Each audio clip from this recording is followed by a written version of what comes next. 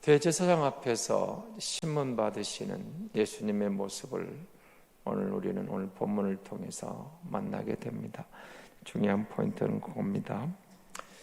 세상을 향하여 예수님이 요한 사도가 말한 7가지 우리가 에고에임에 대해서 나는 누구다라고 선언하는 그런 모습을 우리가 만나게 된다고 그랬죠. 예수님의 신적 권위, 예수가 바로 그 사람이다. 예수가 바로 그 메시아다. 예수가 바로 그로다. 내가 바로 그다.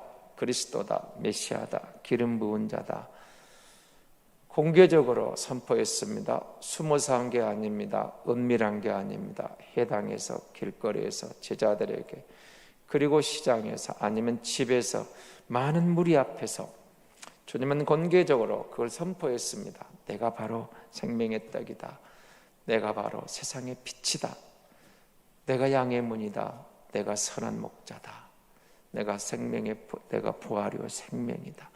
나는 길이요 진리요 생명이다. 내가 참 포도나무다. 너희가 내가 붙어 있으면, 가지가 포도나무에 붙어 있으면 열매를 맺는다. 유다를 앞세우고 저들이 예수를 잡으러 왔습니다. 그리고 찾는 저들을 향해 내가 바로 그다라고 다시 선포합니다. 주장합니다. 드러내놓고 말합니다. 내 곁에 있는 제자들을 무사히 보내라. 내가 바로 그다. 그리고 예수님은 이제 끌려가는 거죠. 저들이 잡아왔습니다. 잡아와서 안나스에게 갑니다. 안나스로 대제사장의 장인으로 되어 있는데 장인입니다. 그런데 아마 전직 대제사장 같습니다. 그러니까 또 현 가야바의 장인으로서 종교 실세입니다. 그래서 그에게 데리고 가서 이야기를 이제 신문을 받게 하는 거죠. 그래서 그를 신문하는 내용이 앞에 안나스에게 끌려가고 안나스에게 가서 신문 받는 내용이 오늘 본문의 내용입니다. 주님은 계속해서 거기서도 자신을 주장합니다. 내가 바로 그라는 거죠. 그리고 그곳에서 은밀하게 말하지 않고 드러내려고 말하는데 나를 미혹하는 자. 자, 20절을 한번 보시기 바랍니다. 예수께서 대답하시되 내가 드러내놓고 세상에 말하였노라. 모든 유대인들이 모이는 회당과 성전에서 항상 가르쳤고 은밀하게는 아무것도 말하지 아니하였거늘. 숨은 자가 아니었다는 거죠. 은밀하게 비밀스럽게 속닥거려서 세상의 어떤 거짓을 가지고 유혹하는 자가 아니라 그 말입니다. 어찌하여 내게 묻느냐? 내가 무슨 말을 하였는지 들은 자들에게 물어보라. 그들이 내가 하던 말을 아느니라. 공개적으로 당당하게 선언했고 선포했고, 한두 사람 앞에서, 대중 앞에서, 많은 무리 앞에서 내가 드러내놓고 나를 증거했노라 말했다. 내가 미혹자가 아니라는 겁니다. 숨은 자가 아니라는 겁니다. 공개적으로 말했는데 저들은 예수님에 대해서 자신들이 갖고 있는 힘으로 누르려고 하는 거죠. 이들이 종교 권력자들이었습니다. 내가 갖고 있는 종교 권력을 가지고 누르려고 하는 거예요. 종교는 사실은 권력자가 되면 안 됩니다. 예수님은 우리에게 이렇게 말했지만 나는 너희를 섬기러 왔노라. 누가 크냐고 서로 예수님의 좌우편에 관심 있는 제자들을 향해서도 아니다. 너희가 높은 자가 되고 싶으냐? 섬기는 자가 아니라 낮은 자가 높은 자가 될 것이다. 스스로 높은 자가 있는 자 낮아질 것이다. 그러면서 최후의 만찬을 앞두고 제자들의 발을 씻기시면서 섬김의 본을 보이신 주님의 모습을 우리는 만나게 되는 거죠. 주님은 우리를 섬기러 오셨다고 말합니다. 그리고 주님이 말씀하시는 영적인 원리를 말합니다. 섬기는 자가 낮은 자가 큰 자라고 말합니다. 세상은 섬김을 받는 자가 큰 자라고 하고 높은 자가 큰 자라고 하시는데 주님은 섬기는 자가 크다고 그럽니다. 양림동산의 선교사들은 우리 이렇게 이야기합니다. 성공이 아니라 섬김입니다. 교회의 목적은 섬김이지 성공이 목적이 아니라는 거죠. 성공했느냐고 물어봅니다. 종교도 성공해야 된다는 거죠. 성공을 뭐랍니다. 주님은 우리에게 이렇게 말합니다. 섬깁니다. 섬김의 본을 보여주신 그리스도가 세상을 섬기러 왔다. 사람들은 교회마저 이용해서 성공하려고 합니다. 주님은 섬기는 자가 큰 자라고, 나는 너희를 섬기러 왔다고 말하고 계시는 거죠.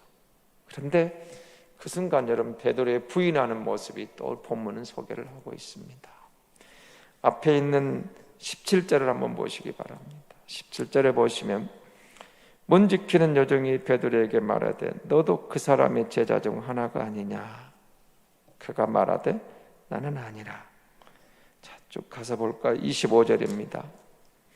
시몬 베드로가 서서 불을 쬐니 사람들이 묻되 너도 그 제자 중 하나가 아니냐. 베드로가 부인하니라 나는 아니라. 사실은 첫 번째, 두 번째 질문은 여종들이 물어볼 때, 비자 이들이 말할 때 네가 그가 아니냐라는 의혹이죠. 너 보니까 그 사람의 제자 같은데, 이런 식.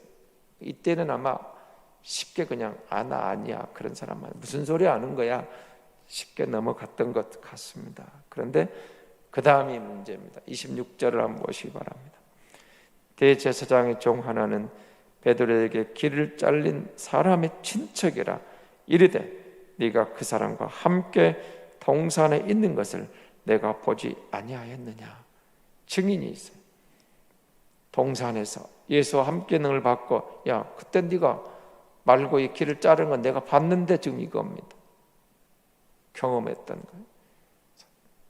마태나 마가는 이 부분을 어떻게 표현했죠? 예수를 저주하고 부인했다고 그렇게 말하죠. 그 증인은 더 강하게, 혹시 너 그 사람 아니야? 첫 번째 질문, 두 번째 질문은 아니야, 무슨 소리 하는 거야, 가볍게 넘어갈 수 있었지만 증인이 나타난 겁니다. 내가 그 현장에 있었어, 내가 봤어. 베드로가 더 강하게 부인합니다.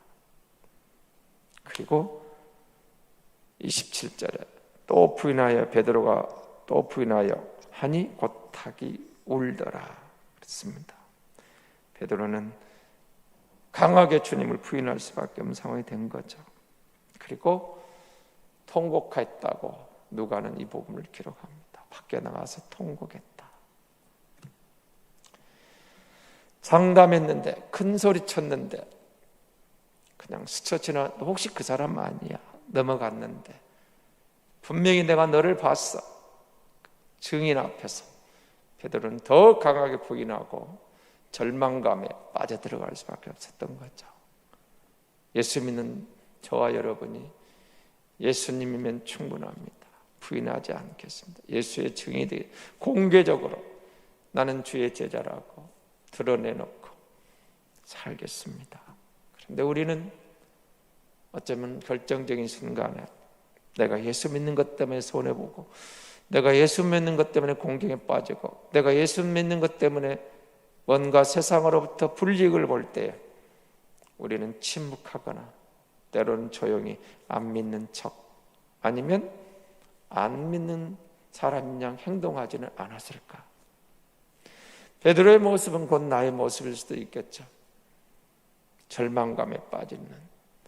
그러나 주님은 그 베드로를 만나주시고 다시 일으켜주시고 베드로를 통해서 큰 역사를 이루어 가시는 하나님의 사랑을 우리는 만나게 되는 거죠. 여러분, 우리가 그리스도 예수를 믿는 사람들입니다.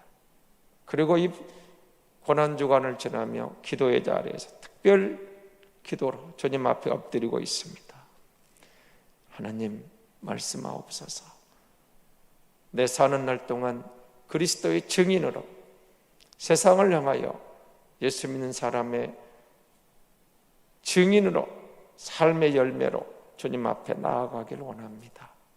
그러나 세상은 우리를 가만 놔두지 않습니다. 녹록치 않습니다. 이 모양 저 모양으로, 개인적으로, 내 안에서, 안팎으로, 그리고 주변에서. 세상의 흐름은 계속 그리스도를 향하여 비난하고. 우리가 어디에 있습니까? 내가 예수 믿는 사람입니다.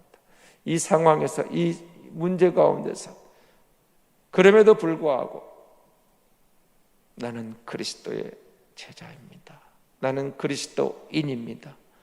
나는 나를 위하여 생명 던진 주님을 바라보고 그 은혜에 감사하며 그 구원의 기쁨을 가지고 당당하게 나아가겠습니다.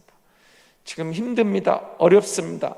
그러나 그럼에도 불구하고 예수가 나의 구주고 예수가 나의 주인이고 예수가 나의 전부라고 말할 수 있습니다. 주님을 사랑합니다. 여러분, 우리가 주님을 끝까지 사랑하는 것, 권력 앞에도, 종교적인 권력 앞에, 세상의 문제 앞에도, 이협하는 무리 앞에서도 우리가 당당하게 예수 믿는 사람의 길을 걷는 건 쉽지 않을 수도 있습니다. 그러나 끝까지 그리스도를 따르는 그 길이 생명의 길이고 구원의 길이고 그것이 우리에게 가장 큰 은총이요 축복인 줄로 믿습니다.